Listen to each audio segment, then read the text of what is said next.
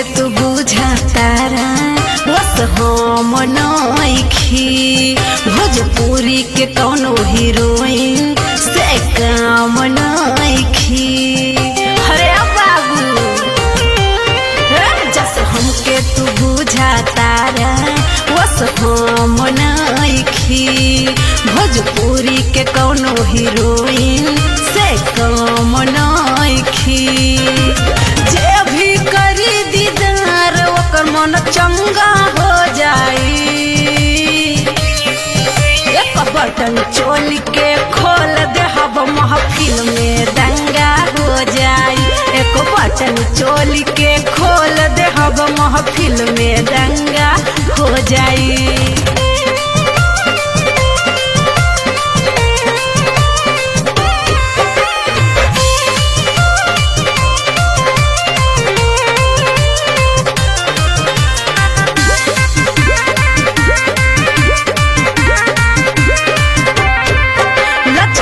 जब पतरी कमरिया होश वाले होले बेहोश हो बटे ऊपर से देह चिकनाइल भीतर भरल हमर जोश हो।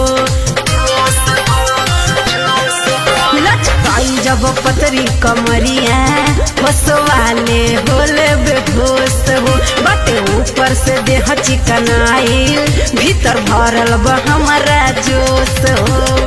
हमके पावे के खातिर आपस में पंगा हो जाई।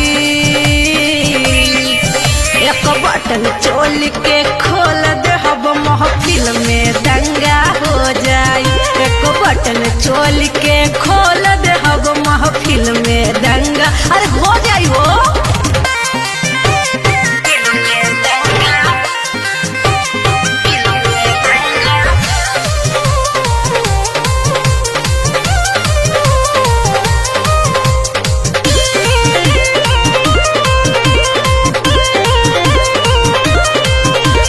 देखी के रूप कटीला चुएला सबके लार हो चाहे हमरा से भरत चौहान जोड़ेला दिल के तार हो।